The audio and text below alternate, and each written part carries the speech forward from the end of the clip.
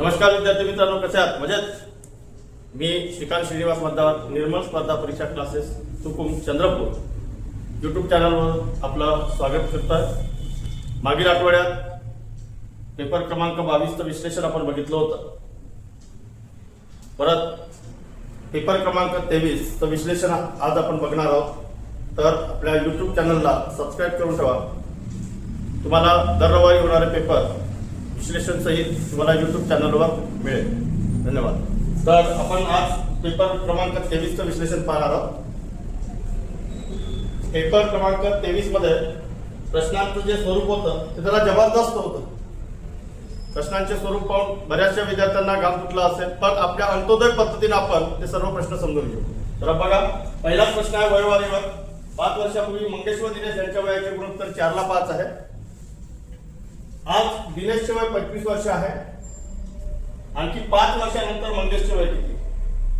आता प्रश्न लक्षात घेत असताना तुम्हाला जो रेशो दिलेला आहे, हा रेशो केव्हाचा आहे? 5 वर्षापूर्वीचा। इथे वय दिलेलं आहे, दिनेशचं वय आहे, आणि दिनेशचं वय जर तुम्हाला दिलेलं असेल तर दिनेशचं वय हे 8चं आहे, आणि रेशो 5 वर्षापूर्वीचा असल्यामुळे दिनेशचं 5 वर्षापूर्वीचं वय माहित करा। 25 - 5 20 वर्ष। हे वय कोणाचं आहे? दिनेशचं। दिनेशच्या वयाला दिनेशच्याच रेशोनी भाग द्या। 20 ला 5 ने डिवाइड करा। 1 प्रमाणे 1 4। तुम्हाला काढायचं मंगेशचं वय। मंगेशचं वय काढताना तुम्ही काढलेलं आहे 1 प्रमाण। त्यानंतर तुम्हाला रेशो दिलेला आहे मंगेशचा 4 4 16 वर्ष।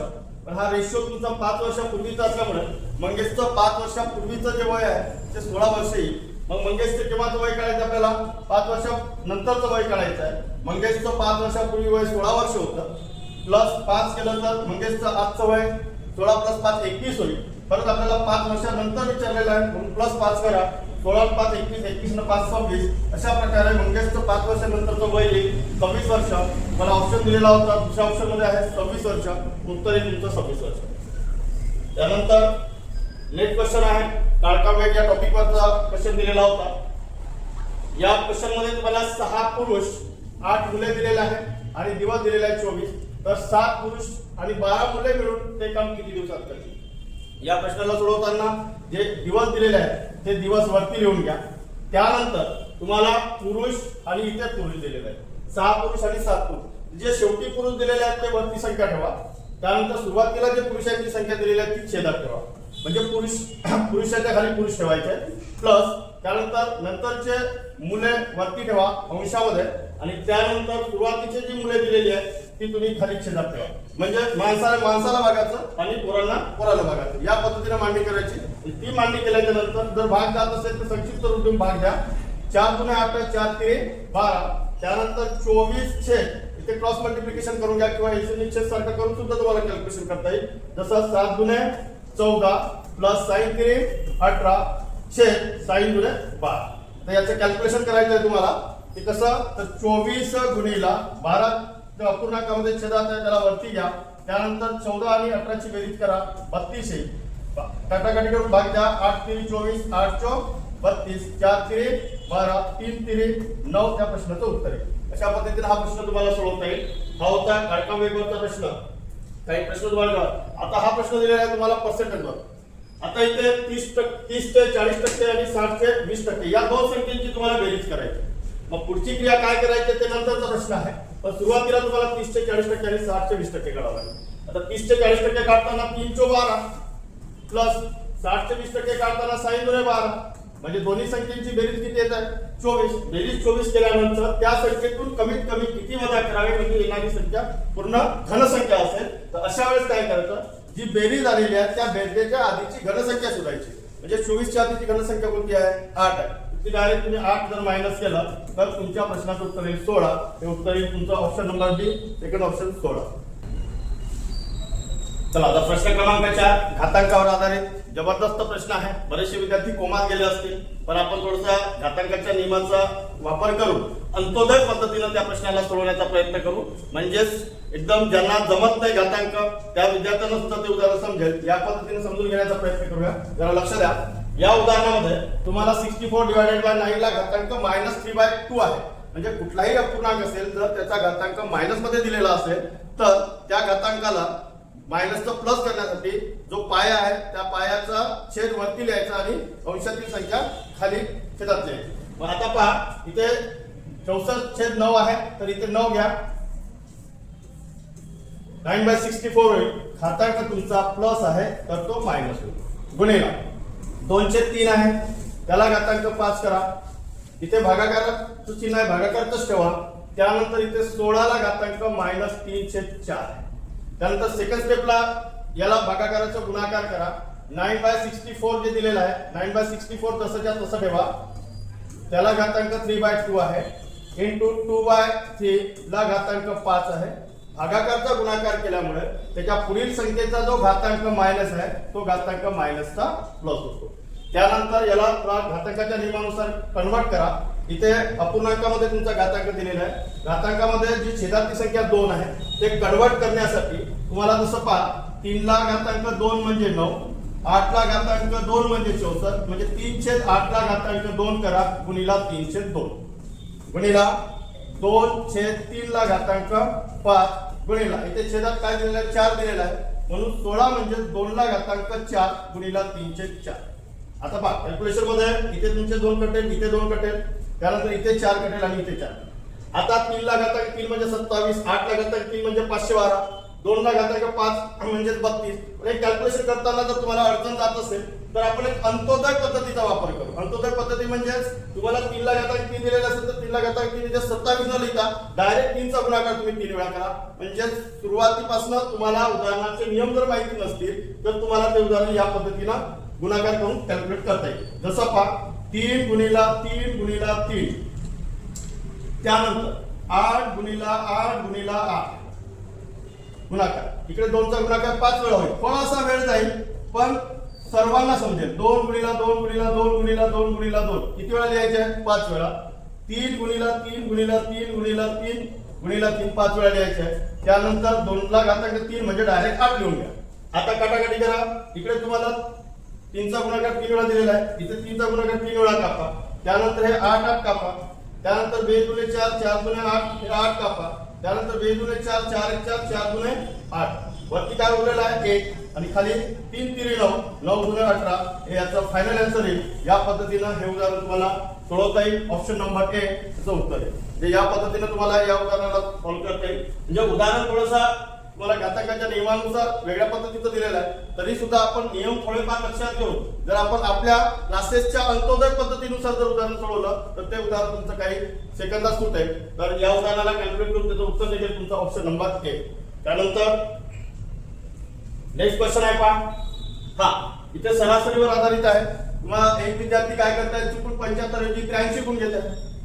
म्हणजे 75 ऐवजी तो 83 गुणांची नोंद करत आहे. म्हणजे तो किती गुण जास्तीचे घेत आहे चुकीनं 8 गुण घेत आहे. त्याच्यानंतर म्हणजे त्याची सरासरी किती वाढत आहे 8 गुण जास्त घेतल्यामुळं त्याची सरासरी 8/5 न वाढत आहे. मग आपला फॉर्म्युला काय विद्यार्थ्यांची संख्या म्हणजे एकूण संख्या जर काढायची असेल तर तुम्हाला दिलेले गुण किती आहेत वाढीव गुण 8 आहेत आणि त्यानंतर सरासरी भागीला सरासरी करा. सरासरी किती वाटतं 8/5 या पद्धतीने कॅल्क्युलेशन करा. 8 गुणिला 5/8 म्हणजे त्याचं उत्तर येईल 5. ऑप्शन नंबर बी. या पद्धतीने तुम्हाला ते उदाहरण सोडवता येईल. त्यानंतर नेक्स्ट एका गावात पुरुष व स्त्रियांचे प्रमाण 9 ला 8 असून पुरुषांची संख्या ही स्त्रियांच्या संख्येपेक्षा 500 ने जास्त आहे. तर पुरुषांची संख्या किती किंवा स्त्रियांची संख्या किती किंवा दोघांची मिळून संख्या किती अशा स्वरूपाचे ते प्रश्न असू शकतात. आता इथे पहा सरळ प्रश्न सोडवत असताना पुरुष आणि स्त्रिया यांचा जो रेशो दिलेला आहे तो 9 ला 8 दिलेला आहे. म्हणजेच रेशो मध्ये 1 चा फरक आहे. कितीचा फरक आहे 1 चा. पुरुषाचा रेशो 1 ने जास्त आहे स्त्रीचा रेशो 1 ने कमी आहे. मग अशा वेळेस ते उदाहरण लक्षात घेताना पुरुषांची संख्या ही स्त्रियांच्या संख्येपेक्षा 5 ने जास्त आहे. रेशो कितीने जास्त आहे तुमचा 9 आणि 8 मध्ये 1 ने जास्त आहे. म्हणजे स्त्रीचा फरक आहे रेशो मध्ये 1 चा. संख्येमध्ये कितीचा फरक आहे 500 चा. म्हणजेच 1 रेशो म्हणजे 1 चा फरक म्हणजे किती संख्येचा फरक आहे 500 चा फरक आहे. मग आता तुम्हाला विचारलेला पुरुषांची संख्या पुरुषाचा रेशो किती आहे 9. मग 9 चा रेशो असेल तर किती करा क्रॉस मल्टिप्लिकेशन. 9 गुणिला 500 केलं तर उदाहरण आता उत्तर निघेल तुमचं 4500. म्हणजे ऑप्शन येईल 4500 सी. या पद्धतीने तुम्हाला डोळ्यांनी पाहिलं तरी उत्तर निघतील. अशा पद्धतीचा वापर करायचा उत्तर येईल त्याचं 4500. स्त्रियांची संख्या विचारली तर किती येईल. जर तुम्हाला इथे 8 रेशो स्त्रियांचा दिला असेल तर 8 × 45 म्हणजे 4000 स्त्रियांची संख्या दिली. एकूण जर विचारलं तर 4500 आणि 4000 ची बेरीज केली तर 8500 अशा पद्धतीने ते उत्तर काढते. ठीक आहे. तर त्यानंतर पुढचा क्वेश्चन आहे 350 रुपयावरचे एका विशिष्ट मुदतीवरील व्याज 70 रुपये आहे. तर 1050 रुपयावर पूर्वीच्या निम्मे दराने आणि दुप्पट मुदतीवरील. आता एक जर तुम्ही व्यावहारिक विचार केला की समजा दर म्हणजे रेट जर तुम्ही 10% घेतला असेल आणि समजा मुदत तुम्ही 10% घेतली, सॉरी मुदत तुम्ही 10 वर्ष घेतली, एक अंदाजाने आपण कुठली तरी संख्या घ्यायची. दर तुम्ही 10% घेतलेला, मुदत तुम्ही 10 वर्ष घेतलेला. तुम्हाला काय म्हणताय रुपयावर पूर्वीच्या निम्मे दराने म्हणजे पूर्वी दर जर 10 असेल तर आता जर किती घ्यावं लागेल तुम्हाला 5 घ्यावं लागेल. त्यानंतर जर तुमची दुप्पट काय मुदत काय करायची तुम्हाला दुप्पट करायची. पहिले मुदत किती होती 10 होती आणि आता मुदत किती करायची 10 च्या ऐवजी 20 करायची. इकडे जर गुणाकार केला तरी 100 येईल, इकडे 20 म्हणजे 100 म्हणजे तुमचा दर इकडे अर्धा होता आणि मुदत दुप्पट होता म्हणजे त्याच्यात काहीच फरक पडत नाही. मग आता इथे दोनच गोष्टी तुम्हाला विचारून घ्यावं लागेल. 350 रुपये जर व्याजाला लावले असेल तर त्याला 70 रुपये मिळत आहे. जर 1050 रुपये व्याजाला लावले असेल तर त्याला किती रुपये व्याज मिळेल अशा स्वरूपाचा तो प्रश्न आहे. याला शॉर्टकट सोडवायचा जर असेल तर 350 रुपयावर त्याला 70 मिळत आहे तर 1050 रुपयावर किती करा क्रॉस मल्टिप्लिकेशन. 1050 गुणिला 70 छेद 350 याचं कॅल्क्युलेशन करताना 1 कापा 35 चा भाग इथे 2 वेळा जाईल. 105 गुणिला 2 केला तर 210 रुपये व्याज असं या प्रश्नाचं उत्तर निघेल. ऑप्शन नंबर सी या पद्धतीने तुम्हाला सोडवता येईल. त्यानंतर 8 नंबरचा क्वेश्चन आहे. हा क्वेश्चन पाहून बरेच विद्यार्थी कोमात गेलेले आहेत. 4 नंबरचा क्वेश्चन होता विद्यार्थ्यांनी सोडून दिलेला असेल. त्यानंतर 8 नंबरचा क्वेश्चन आहे हा घातांकाच्या नियमावर आधारित आहे. याला जरा एखादी विस्तारित रूपाच्या फॉर्म्युल्यानुसार आपल्याला कॅल्क्युलेशन करता येईल. a² - b² हा नियम जर लावला तर a + b a - b या फॉर्म्युल्यानुसार याचा विचार करता येईल. तुम्हाला 525 आणि 533 जी संख्या दिलेली आहे ही संख्या 529 एक वर्ग संख्या आहे आणि एक 4 वर्ग संख्या म्हणजे 529 आणि 4 या दोन संख्या आपण का घेतलेल्या कारण पहिली जी संख्या 525 ही 529 पेक्षा 4 ने कमी आहे आणि 533 ही जी संख्या दिलेली आहे ही मात्र 529 पेक्षा 4 ने जास्त आहे. मग लिहिताना आहे कसं लिहिता येईल तुम्हाला विस्तारित रूपात 529 - 4 गुणिला 529 + 4 त्यानंतर इथे 16 म्हणजे 4 चा वर्ग हा त्याला ब्रॅकेट मध्ये ठेवा आणि याचा घातांक 1/4 उदाहरणाप्रमाणे द्या. त्यानंतर आता 529 - 4 529 + 4 मी तुम्हाला सांगितलं होतं a + b a - b या फॉर्म्युल्यामध्ये a² - b² होते. मग त्याच पद्धतीने इथे तुम्हाला दोन पदं मिळाली एक 529 आणि एक 4 मग 529 चा वर्ग मायनस 4 चा वर्ग प्लस 4 चा वर्ग. परत उदाहरण जसं त्या तसं तयार करा 1/4 हा त्याचा घातांक. त्यानंतर -4 चा वर्ग आणि +4 चा वर्ग कटून जाईल. त्यानंतर आता 529 ला घातांक 2 आहे. 529 म्हणजे काय तर 23 चा वर्ग 23 चा वर्ग म्हणजे 529 परत त्याला घातांक किती आहे 2 आहे. परत त्याला घातांक 1/4 आहे. आता याचं कॅल्क्युलेशन करताना घातांकावर घातांक असेल तर त्याचा गुणाकार होतो. 2 × 4 गुणिला 1/4 4 जर कटले तर याचा फायनल आन्सर आहे 23. अशा पद्धतीने तुम्हाला अंत्योदय पद्धतीने उदाहरण सोडवता येईल. त्यानंतर पुढचा क्वेश्चन आहे हा एका विद्यार्थ्याला 40% गुण मिळाले व तो 25 गुणांनी नापास झाला. दुसऱ्या विद्यार्थ्याला 32% गुण मिळाले व तो 65 गुणांनी नापास झाला. आता पहा या उदाहरणाला सोडवताना 2 विद्यार्थी आहेत पण 2 विद्यार्थ्यांपैकी पहिलाही विद्यार्थी नापास झालेला आहे आणि त्यानंतर दुसरा पण विद्यार्थी नापास झालेला आहे. अशा वेळेस पर्सेंटेजची वजाबाकी आणि त्यानंतर गुणांची वजाबाकी करायची. आता पर्सेंटेजची वजाबाकी करत असताना 40% - 32% यातला फरक किती टक्क्याचा आहे 8 टक्क्याचा आहे. दोन्ही नापास आहे म्हणून गुणांची वजाबाकी. जर एक नापास एक प्लस असेल तर गुणांची बेरीज करायची. तसं आता गुण किती आहेत 65 आणि त्यानंतर 25 या गुणांची वजाबाकी केली तर किती 40. मग 8% म्हणजे 40 तर 100% म्हणजे किती त्याला क्रॉस मल्टिप्लिकेशन करा 100 गुणिला 40 छेद 8 8 म्हणजे 40 5 गुणिला 100 केलं तर याचं उत्तर आहे 500. या पद्धतीने हे उदाहरण सुटेल. ऑप्शन नंबर ए हे तुमचं उत्तर आहे.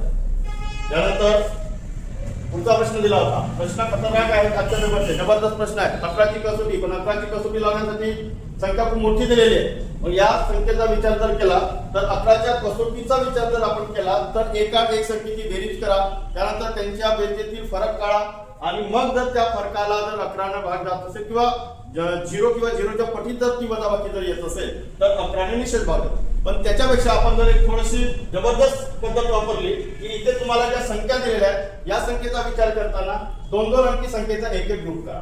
म्हणजे जसा 98, 76, 22, 45, 54, 45. तर विचार करताना काय करायचं की तुम्हाला ह्या 2 अंकी संख्येमध्ये 11चा भाग दिल्याच्या नंतर त्या संख्येत भाग जातो का? भाग जात नाही. मग ही संख्या 11चा भाग 99 मध्ये जातो. ही संख्या कितीनं कमी आहे? 1 न कमी आहे. म्हणून ही संख्या तुम्हाला 1 न वाढवावी लागेल. म्हणून +1 करा. त्यानंतर 11चा भाग 77 मध्ये जातो. संख्या कितीनं कमी आहे? 1 न कमी आहे. याच्यात 1 प्लस करा. त्यानंतर 22 मध्ये तर 11चा भाग जातो. ती संख्या सोडून द्या. त्या पुढची संख्या 45, 44 मध्ये 11चा भाग जातो. म्हणून त्यामधली एक संख्या तुम्हाला काय करावं लागेल? कमी करावं लागेल 44. इथे 54 आहे, 55 मध्ये भाग जातो. 55 करण्यासाठी तुम्हाला 1 प्लस करावं लागेल. इथे पुढे 45 आहे, 45 म्हणजे 44 मध्ये भाग जातो. त्यासाठी तुम्हाला 45 मधून 1 कमी करावं लागेल म्हणजे 44. मग आता इथे बघायचं कॅल्क्युलेशन करताना इथे तुम्हाला +1 दिलेला आहे, इथे -1 दिलेला आहे, त्याला कापा. त्यानंतर इथे +1 दिलेला आहे, इथे -1 दिलेला आहे, त्याला कापा. आता उरले किती? 1. म्हणजे तुमच्या प्रश्नाचं उत्तर 1. या पद्धतीने उदाहरण सोडवता येईल तुम्हाला. त्याचं उत्तर 1. त्यानंतर पुढचा क्वेश्चन आहे चंद्रपूर ते नागपूर म्हणजे रेल्वेवर आधारित हा प्रश्न. चंद्रपूर ते नागपूर हे अंतर दिलेलं आहे 150 किलोमीटर आणि दोन्ही गाड्या एकाच वेळी म्हणजे सकाळी 7 वाजता निघतात आणि एका गाडीचा वेग 55 किलोमीटर पर आवर आहे आणि दुसऱ्याचा वेग 70 किलोमीटर पर आवर आहे. मग आता चंद्रपूर ते नागपूर हे अंतर 150 किलोमीटर दिलेलं आहे आणि तुम्हाला वेळ काढायचा आहे. मग आता आपला फॉर्म्युला काय? वेळ बरोबर अंतर भागीला वेग. मला अंतर किती दिलेलं आहे? 150 किलोमीटर अंतर दिलेलं आहे आणि त्यानंतर दोन्ही गाड्यांचा वेग किती दिलेला आहे तुम्हाला? 55 आणि 70. मग 55 + 70 या दोघांची जर बेरीज केली तर 150 छेद 125. मग आता 150 ला 125 ने जर डिवाइड केलं तर भागाकार 25 5 125 25 × 150 6/5 म्हणजे 1.2 तास लागतील. 1.2 तास. 1.2 तास म्हणजेच काय? तर 72 मिनिट होतात. म्हणजे 72 मिनिट म्हणजेच काय? तर 1 तास 12 मिनिट होते. 1 तास 12 मिनिट. मग आता 1 तास 12 मिनिट गाड्या किती वाजता निघाल्या होत्या? सकाळी 7 वाजता. मग त्या गाड्यांना एकमेकीला भेटण्यासाठी किती तास लागले? 1 तास 12 मिनिट लागले. कारण 0.2 ला जर तुम्ही 60 ने गुणलं तर 60 × 12 मिनिटात कन्वर्ट होईल. म्हणजेच तुम्हाला 7 मध्ये 1 तास नसेल तर 8 वाजतील. 8 वाजून 12 मिनिटांनी म्हणजे 8:12 वाजता त्या दोन्ही गाड्या एकमेकीस भेटतील. म्हणून तुमचा ऑप्शन नंबर बी हे तुमचं फायनल आन्सर आहे. 8 वाजून 12 मिनिट. त्यानंतर पुढचा क्वेश्चन आहे पहा.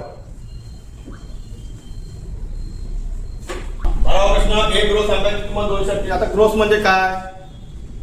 ग्रोस म्हणजे काय? ग्रोसचा अर्थ होतो ग्रोस म्हणजे 12 डझन. आता ग्रोस म्हणजे 12 डझन. पहिले ग्रोसला आपल्याला विचारात घ्यावं लागेल. ग्रोस म्हणजे 12 डझन आणि 12 डझन इकडे तुम्हाला संख्या 48 दिलेली आहे म्हणून 12 डझन म्हणजे किती होता? 144 वस्तू होता.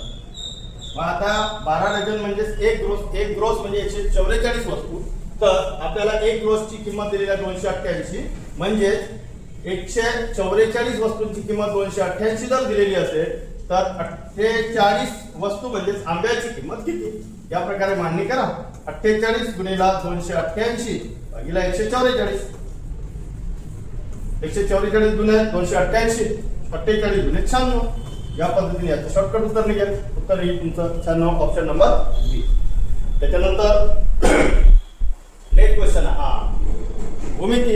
तुम्हाला जातात पूर्व भूमिती म्हटलं तर भूमितीमध्ये तुम्हाला त्रिकोण त्याच्या आधी बिंदू, रेषा, रेषाखंड, किरण, त्यानंतर तयार होणारे कोन, कोटिकोन, पूरक कोनाच्या नंतर तुम्हाला त्या दोघांमधील फरक, त्या व्यतिरिक्त तुम्हाला त्याचा रेशो दिलेला असताना पूरक कोन काढणे, कोटिकोन काढणे, या व्यतिरिक्त मग तुम्ही त्रिकोण, चौकोन, चौकोनाचे प्रकार, चौरस असेल, आयत असेल, बाकीचे चौकोनाचे प्रकार आहेत. त्यानंतर वर्तुळ आहे, स्टिका किती आहे, घन आहे, शंकू आहे, गोल आहे, वृत्तचित्ते ज्याला आपण दंडगोल म्हणतो, यावर सर्व टॉपिकवर तुम्हाला प्रश्न विचारलेले आहेत.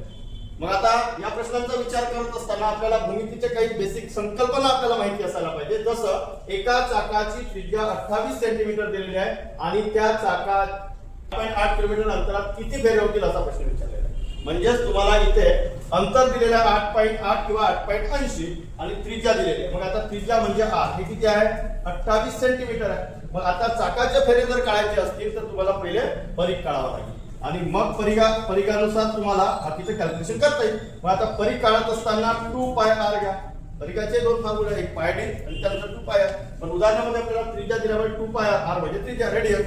त्यानंतर इथे 2 गुणिला 22 सप्तमांश गुणिला 28 728 22 गुणिले 44 44 गुणिला 4 जर केलं तर 176 युनिट आहे सेंटीमीटर म्हणून 176 सेंटीमीटर हा त्याचा परीघ. याचा अर्थ होतो एका फेऱ्यामध्ये अंतर किती कापत आहे 176. मग 8.8 किलोमीटर जर असेल तर तुमचा परीघ सेंटीमीटर मध्ये निघालेला आहे म्हणून किलोमीटरला तुम्हाला सेंटीमीटर मध्ये कन्वर्ट करावं लागेल. किलोमीटरचं रूपांतर मीटर मध्ये करताना 1000 ने गुणावं लागेल. परत मीटर वरून सेंटीमीटर मध्ये कन्वर्ट करताना 100 ने गुणावं लागेल. आता तुम्हाला सरळ सरळ कॅल्क्युलेशन परिमाण या टॉपिकवर आहे 8.8 गुणिला 1000 गुणिला 100 या पद्धतीने पाहिजे. एक मिनिट इथे पाहिजे नंतर 2 अंकातून 2 अंक दिले आपण 8.80 गुणिला 1000 जर केले तर मीटर मध्ये कन्वर्ट होईल. त्यानंतर 100 ने गुणलं तर सेंटीमीटर मध्ये कन्वर्ट होईल. आता 2 झिरो तुम्ही कापले म्हणजे 8.80 म्हणजे 880 लिहा उरलेले 3 झिरो द्या याच्यावर म्हणजे 8,80,000 सेंटीमीटर मध्ये कन्वर्ट होईल. त्यानंतर 176 ने जर तुम्ही त्याला डिवाइड केलं तर तुम्हाला इथे फेऱ्यांची संख्या मिळेल 88 दुने 2×5 म्हणजे तुमच्या प्रश्नाचं उत्तर येईल 5000. या पद्धतीने कॅल्क्युलेशन करा. ऑप्शन नंबर सी हे या प्रश्नाचं उत्तर आहे. त्याच्यानंतर पुढचा एक प्रश्न जबरदस्त आहे भूमितीवरच आधारित आयताचा प्रश्न आहे. एका आयताकृती क्षेत्राचे क्षेत्रफळ 460 चौरस मीटर आहे. जर त्याची लांबी त्याच्या रुंदीपेक्षा 15% जास्त असेल तर त्या शेतात ताराचे कुंपण तयार करायचे असल्यास म्हणजे कुंपण तयार करायचं असेल तर आपल्याला त्या आयताची परिमिती माहित असणं गरजेचं आहे. मग आयताच्या परिमितीसाठी आपल्याला लांबी आणि रुंदी पहिले माहित करावी लागेल. मग लांबी आणि रुंदी माहित करत असताना समजा जर तुम्ही रुंदी एक x घेतली तर त्याची लांबी रुंदीच्या 15% जास्त आहे म्हणजे 0.15 जास्त आहे म्हणजे तुमची लांबी निघेल 1.15x. आता उदाहरणार्थ तुम्हाला क्षेत्रफळ दिलेलं आहे. क्षेत्रफळ बरोबर लांबी गुणिला रुंदी. क्षेत्रफळ आहे 460 मीटर स्क्वेअर बरोबर लांबी आहे 1.15x गुणिला रुंदी आहे 1x. त्याचा गुणाकार करा 460 बरोबर 1.15x चा वर्ग. आता ही संख्या कॅल्क्युलेशन साठी खाली येणार 460 भागिला 1.15 बरोबर x चा वर्ग. पॉइंट काढून घ्या आधी कॅल्क्युलेशन सोपं होईल. पॉइंटच्या नंतर 2 अंक आहेत म्हणून पॉइंट काढून तुम्ही वरती 2 झिरो द्या. आता भाग देताना तुम्हाला 23 चा भाग द्यायचा 23 गुणे 46 23 5 115 या 5 चा भाग 20 मध्ये 4 वेळा जाईल. x चा वर्ग बरोबर 400 तर x बरोबर 400 चा वर्गमूळ 20 मीटर हे तुमची रुंदी निघेल. मग रुंदी जर 20 मीटर येत असेल रुंदी 20 आणि लांबी त्याच्या 15% वाढवून 23 मीटर म्हणजे रुंदी 20 मीटर येईल आणि लांबी 23 मीटर येईल. आता तुम्हाला परिमिती पाहिजे. परिमिती बरोबर 2 लांबी आहे 23 प्लस रुंदी आहे 20. परिमिती काढला तर 2 गुणिला 20 आणि 23 ची बेरीज जर केली तर 43 म्हणजे याची परिमिती 86 मीटर. आता 86 मीटर परिमिती आल्यानंतर एक कुंपण तयार करण्यासाठी आपल्याला 86 मीटरची तार लागेल. तर 86 मीटरची तार लावण्यासाठी प्रति मीटरचा जो खर्च आहे तो 25 रुपयाप्रमाणे आहे. म्हणून आपल्याला जी परिमिती काढलेली आपण 86 या 86 ला तुम्हाला 25 ने गुणावं लागेल. 25 × 150 0 5 15 15 आता 200 200 प्लस 15 215 येईल म्हणजे 2150 रुपये खर्च या ऑप्शन नंबर 2 मध्ये दिलेला आहे 2150 रुपये. तर असे प्रश्न थोडेसे वेळ खाऊ असतात आणि ते डबल कॅल्क्युलेशन करावं लागतं. तर तुम्हाला ऍव्हरेजली जे काही प्रश्नांचे स्वरूप दिलेले आहे ते थोडंसं काही प्रश्न वेळ खाऊ आहेत काही प्रश्न तुमचे डोळ्याने पाहून त्याची उत्तरं काढता येईल. याच्यामध्ये सरासरी तुम्हाला ऍव्हरेज तुमचा टायमिंग काढता येईल. आता अशा प्रश्नाला थोडासा वेळ जातो पूर्ण आपल्याला समजून घ्यावं लागतं. त्यानंतर पुढचा प्रश्न आहे 3 संख्यांची सरासरी 40 आहे. त्यापैकी दुसरी संख्या पहिलीपेक्षा 3 ने जास्त पण तिसरीपेक्षा 6 ने लहान. आता 3 संख्यांची सरासरी 40 जर दिलेली असेल तर 3 संख्यांची बेरीज 120 आहे. 3 संख्यांची बेरीज 120 आहे. आता तुम्हाला पहिली संख्या दुसरी संख्या आणि तिसरी संख्या जर विचार करायची असेल तर पहिली संख्या तुम्ही x घ्या दुसरी संख्या कितीने जास्त आहे त्यापैकी दुसरी संख्या पहिलीपेक्षा 3 ने जास्त आहे म्हणून x + 3 करा. त्यानंतर पहिली संख्या दुसरी संख्या तिसरीपेक्षा 6 ने लहान आहे म्हणजे तिसरी संख्या काय असेल 6 ने मोठी असेल x + 3 + 6 करा. कंपॅरिझननुसार मांडणी व्यवस्थित का पहिली संख्या तुम्ही 1 घेतली त्यापैकी दुसरी संख्या पहिलीपेक्षा 3 ने जास्त आहे म्हणून पहिल्या संख्येत आपण 3 प्लस केले. त्यानंतर दुसरीची संख्या आहे ती पहिलीपेक्षा 3 ने जास्त आहे पण तिसरीपेक्षा 6 ने ही लहान आहे म्हणून तिसरी संख्या 6 ने मोठी केली म्हणजे इथे कॅल्क्युलेशन x + 9 होईल. आता x आणि x 1 2 3x म्हणजे त्याची बेरीज 3x प्लस इथे 9 3 12 आणि याची बेरीज किती काढलेली आहे तिन्ही संख्येची 120. त्यानंतर 3x बरोबर 120 - 12 x बरोबर 108 भागिले 3 जर केलं तर 3 3 9 1 पुढे 3 6 18 म्हणजे x बरोबर 36 जर निघत असेल तर तुमची पहिली संख्या 36 येईल. पहिली संख्या 36 येईल. दुसरी संख्या 3 ने जास्त आहे 39 येईल आणि तिसरी संख्या मात्र तुमची परत त्याच्यापेक्षा 6 ने मोठी आहे म्हणजे 39 + 6 जर केलं तर तिसरी संख्या 45 येईल. तुम्हाला विचारले दुसरी संख्या म्हणजे दुसरी संख्या 39 येईल. ऑप्शन नंबर बी हे त्याचा करेक्ट आन्सर. त्यानंतर नेक्स्ट क्वेश्चन पहा.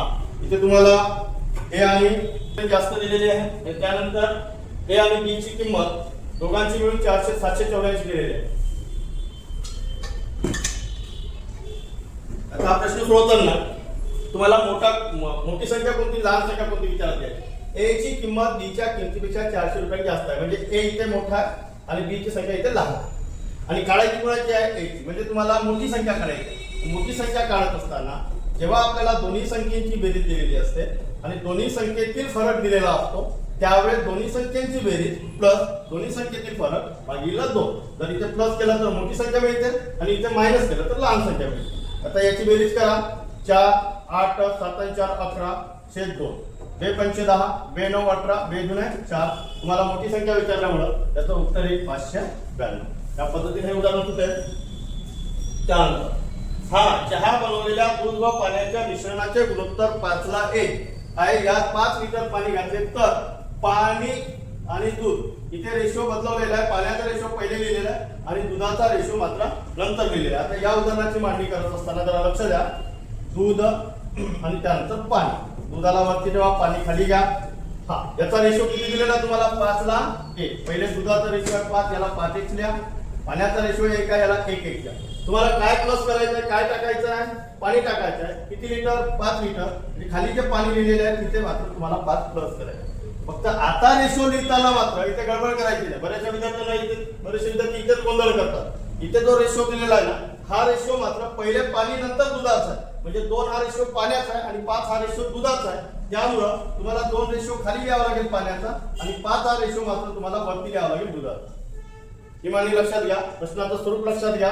त्यानंतर 5 गुणे 10x बरोबर इकडे x गुणिले 5 म्हणजे 5x प्लस 5 5 25.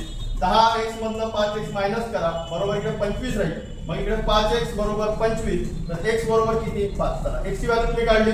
आता तुम्हाला काय विचारलेलं आहे सुरुवातीला दूध किती लिटर म्हणजे दूध तुम्हाला विचारलं त्या मिश्रणात दूध किती आहे. दुधाचं प्रमाण किती होतं 5.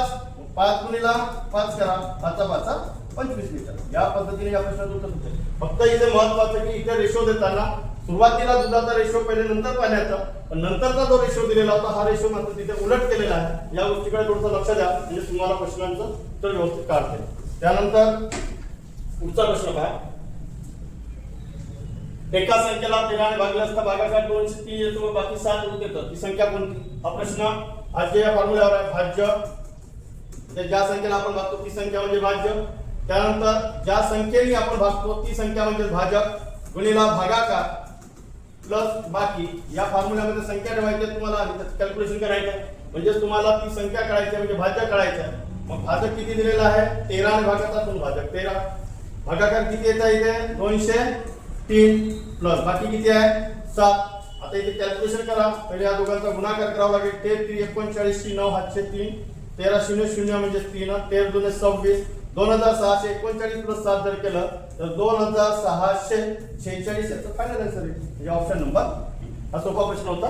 त्यानंतर पुढचा प्रश्न मातीपासून बनवलेल्या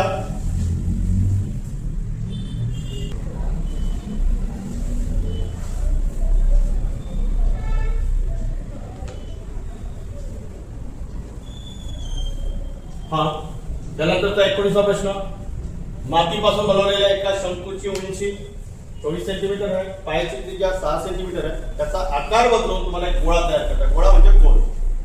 मग अशा प्रश्नामध्ये तुम्हाला त्या गोळ्याची त्रिज्या जर काढायची असेल तर तुम्हाला शंकूचे घनफळ बरोबर गोलाचे घनफळ, म्हणजे तुम्हाला शंकूचा घनफळ बरोबर गोलाचे घनफळ, इथे तुम्हाला शंकूचा घनफळ घ्यायचा आहे pi r square h divided by 3 equal गोलाचं घनफळ घ्यायचं आहे तुम्हाला 4 पाय r क्यूब डिवायडेड बाय 3. आता याच्यामध्ये जे काही कटते ते पाहतो इक्वल मध्ये, इथे पाया कटत आहे, इथे पाया कटेल, इथे 3 कटत आहे, इथे 3 कटेल. त्यानंतर इथे तुम्हाला शंकूमध्ये उंची दिलेली आहे 24 सेंटीमीटर, उंची दिलेली आहे 24 सेंटीमीटर आणि त्रिज्या दिलेली आहे 6 सेंटीमीटर. त्रिज्या 6 आहे म्हणजे 8 चा वर्ग 6 चा वर्ग करा. उंची दिलेली आहे 24 बरोबर 4 गुणिला r चा घन. 4 इकडे घेऊन या, इकडे 6 चा वर्ग गुणिला 24 भागिला 4 बरोबर r चा घन. 4 चा भाग 24 मध्ये 6 वेळा जाईल. 6 चा घन बरोबर r चा घन म्हणजे r बरोबर 6 सेंटीमीटर हे याचा फायनल आन्सर आहे. या पद्धतीने तुम्हाला त्रिज्या मिळेल 6. त्या ऑप्शन मध्ये 6 दिलेला नाही, म्हणजे तुमच्या प्रश्नाचं उत्तर आहे यापैकी नाही. त्यानंतर नेक्स्ट क्वेश्चन आहे. इथे प्रश्न पहा, बरेच विद्यार्थी इथे गोंधळ करतात. इथे चौरस सेंटीमीटरचं रूपांतर चौरस मीटर मध्ये विचारलेलं आहे. मग चौरस सेंटीमीटर लहान युनिटचं रूपांतर मोठ्या युनिट मध्ये तुम्हाला करायचं आहे. ते करत असताना इथे 37 चौरस सेंटीमीटरला चौरस मीटर मध्ये कन्वर्ट करायचं असेल तर भागीला 100 गुणिला 100 ने तुम्हाला डिवाइड करावं लागेल. का? कारण 1 चौरस सेंटीमीटर म्हणजे तुम्हाला मीटर 0.01 मीटर अशा प्रकारचे कॅल्क्युलेशन होते. मग इथे आता तुम्हाला 37 इथे किती झिरो दिलेले आहेत, 100 गुणिला 100 10 म्हणजे 4 झिरो येतात म्हणून 37 लिहायचे आणि 1 2 3 4 म्हणून 4 संख्येच्या आधी इथे पॉईंट द्यायचा. आता युनिट इज चौरस मीटर. चौरस मीटरचं रूपांतर चौरस सेंटीमीटर मध्ये करायचं असेल तर 100 गुणिला 100 ने गुणायचं आहे आणि जर चौरस सेंटीमीटर रूपांतर चौरस मीटर मध्ये जर करायचं असेल तर 100 गुणिले 100 ने भागायचं. या पद्धतीने तुम्हाला हे उदाहरण सोडवता येईल. उत्तर आहे त्याचं 0.00 म्हणजे ऑप्शन नंबर सी हे त्याचं फायनल आन्सर. त्यानंतर नेक्स्ट क्वेश्चन पहा. आता इथे पहा, हा प्रश्न सोडवत असताना बरेच विद्यार्थी गडबड, पण आता इथे तुम्हाला एकदम अंत्योदय पद्धत जर वापरायची असेल तर डोळ्यांनी पाहिल्यावर त्याचं उत्तर आहे. ती पद्धत पाहायची आधी आपण पहिले हे उदाहरण सोडवतो. जसं पहा, इथे तुम्हाला 5 6 3 आणि 7 दिलेलं आहे. म्हणजे 5 6 3 आणि 7 याचा जर तुम्ही लसावी काढला तर तो लसावी निघतो 210. मग आता 210 तुम्हाला a ची व्हॅल्यू काढायची असेल तर 210 ला 5 ने डिवाइड करा. तुम्हाला b ची व्हॅल्यू काढायची असेल तर 210 ला 6 ने डिवाइड करा. c ची व्हॅल्यू काढायची असेल तर 210 ला 3 ने डिवाइड करा. d ची व्हॅल्यू काढायची असेल तर 210 ला 7 ने डिवाइड करा. आता बघा कोणाची किंमत कमी येते, कोणाची किंमत जास्त आहे. आता 210 ला 5 ने डिवाइड करा. 5 24 5 दुने 10 sin 3 18 6 5 30 3 7 21 0 7 3 21 0. सर्वात मोठी व्हॅल्यू तुम्हाला काय विचारले, सर्वात कमी कोणाची किंमत आहे, सर्वात कोणत्या अक्षराची किंमत कमी दिसते तुम्हाला, सर्वात कमी म्हणजे 3 दिसते, म्हणजे तुमच्या प्रश्नाचं उत्तर डी. आणि हे जर तुम्हाला डोळ्याने पाहूनच जर डायरेक्ट उत्तर जर द्यायचं असेल तर कोणाची व्हॅल्यू कमी आणि कोणाची व्हॅल्यू जास्त, तर ज्याच्या समोर मोठी संख्या असेल त्याची व्हॅल्यू नेहमी कमी, म्हणजे याच्या डी च्या पुढे 7 आहे म्हणजे याची व्हॅल्यू काय असेल तुमची कमी असेल. आणि ज्या संख्येच्या पुढे ज्या अक्षराच्या पुढे लहान संख्या असेल त्याची व्हॅल्यू नेहमी मोठी असेल. सरळ सरळ डायरेक्ट एवढं कॅल्क्युलेशन करायची गरज पडणार नाही तुम्हाला, डायरेक्ट डोळ्याने पाहून त्याचं उत्तर काढता येईल. म्हणजेच तुम्हाला डी च्या पुढे मोठी संख्या 7 दिली त्याची व्हॅल्यू कमी घ्यायची, मग आपल्याला कमी विचारलं असेल. आणि या प्रश्नात जर जास्त विचारली असेल तर कोणत्या अक्षराची किंमत जास्त येईल, सी या अक्षराची किंमत जास्त येईल, कारण सी च्या समोरची संख्या कशी आहे सर्वात लहान, लहान की मोठी, मोठी ते लहान. या पद्धतीने हा प्रश्न सुटेल. त्यानंतर नेक्स्ट, रोमन संख्या चिन्हामध्ये डी ची किंमत किती. प्रश्न सोडवताना तुम्हाला एलसीडीएम एल म्हणजे 50, सी म्हणजे 100, डी म्हणजे 500 आणि एम म्हणजे 1000. तुम्हाला कशाची किंमत विचारली आहे, डी ची किंमत किती 500, म्हणजे अक्षर 500 आणि एम ला 1000. या पद्धतीने तुम्हाला या रोमन अंकाचं प्रश्न सुटेल. त्यानंतर इथे बोडमासवर कॅल्क्युलेशन आहे, छोटंसंच आहे उदाहरण. इथे पाहिजे ग्रुप करताना 7 गुणिला 20 गुणिला 0, त्यानंतर 0, त्यानंतर प्लस परत 14 भागिला 2.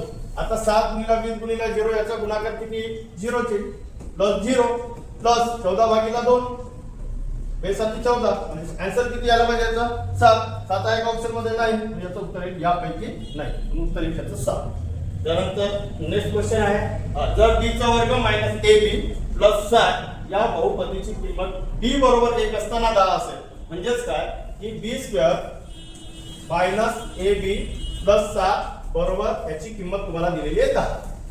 आता फक्त b ची व्हॅल्यू तुम्हाला या समीकरणात ठेवायची आहे. b ची व्हॅल्यू आहे 1 चा वर्ग मायनस a गुणिला b ची व्हॅल्यू 1 प्लस 7 बरोबर 10. त्यानंतर 1 चा वर्ग 1 मायनस a गुणिला 1 म्हणजे a प्लस 7 बरोबर 10. मग मायनस 1 आहे तर मायनस a आहे तर मायनस a घ्या 7 आणि 1 ची बेरीज केली तर 8 येईल बरोबर 10. मायनस a बरोबर 10 मायनस 8 करा. त्यानंतर मायनस a ची व्हॅल्यू प्लस 2 येत आहे पण मायनस a ची व्हॅल्यू प्लस 2 जर येत असेल तर हा मायनस संख्येला द्या म्हणजे उत्तर तुमचं फायनली मायनस 2 येईल म्हणजे ऑप्शन नंबर बी. अशा पद्धतीने हा प्रश्न सुटेल. त्यानंतर एक आता आजचा शेवटचा प्रश्न राहिलेला आहे. याच्यामध्ये तुम्हाला दिला 2 0 5 9 8 हे 5 अंक दिलेले आहेत आणि हे अंक प्रत्येकी एकदा वापरून तयार होणारी मोठ्यात मोठी संख्या व लहानात लहान संख्या यांच्या फरकातील सर्व अंकाची बेरीज केल्यास खालीलपैकी कोणत्या संख्येने निश्चित भाग जाईल. सर्वात पहिले आपल्याला या 5 अंकापासून मोठ्यात मोठी आणि लहानात लहान संख्या तयार करावी लागेल. मोठ्यात मोठी संख्या तयार करताना उत्तर टाका, लहानात लहान संख्या तयार करताना चर टाका. या पद्धतीने संख्या घ्यायची असेल तर 9 8 5 2 0. लहानात लहान संख्या घेताना 0 असेल तर 0 पेक्षा मोठा अंक सुरुवातीला घ्यायचा 2. सेकंड नंबरवर डावीकडून 0 हा 2 नंबरवर ठेवायचा आहे. त्यानंतर 2 0 5 8 9 अशा पद्धतीने चढता क्रम घ्या. यांची वजाबाकी करा कारण वापरून मोठ्यात मोठी संख्या व लहानात लहान संख्या यांच्यातील फरक घ्यायचा म्हणजे पहिले वजाबाकी करावं लागेल. 10 - 9 म्हणजे 1 हातचा घेतलाय. 12 मधून 9 मायनस करा 3 हातचा घेतलाय. 15 मधून 6 मायनस करा 9 येईल हातचा घेतलाय. 8 मधून 1 मायनस केलं तर 7. 9 मधून 2 मायनस केले तर 7. 77 921 हा फरक आहे. पण पुढे काय म्हणताय की जो फरक आलेला त्या फरकाच्या सर्व अंकाची बेरीज करा. सर्व अंकाची बेरीज म्हणजे 7 + 7 + 9 + 3 + 1 याची बेरीज करताना 7 + 7 14 14 आणि 1 15 15 आणि 3 18 18 9 27 बेरीज 27 येईल. आणि पुढे म्हटलेलं आहे की जी काही संख्या बेरीज येत आहे त्या बेरीजला खालीलपैकी कोणत्या संख्येने भाग जाईल. इथे पहा 7 9 5 आणि 6 ऑप्शन दिलेले आहेत. 27 ला भाग जाणारी संख्या कोणती आहे 9 म्हणून तुमचा ऑप्शन नंबर 9. या पद्धतीने आपले 25 प्रश्न आज आपण घेतले. या 25 प्रश्नांपैकी बरेचसे प्रश्न तुमचे थोडेसे कठीण होते पण त्याला सोप्या पद्धतीने समजून घेण्याचा आपण प्रयत्न केला.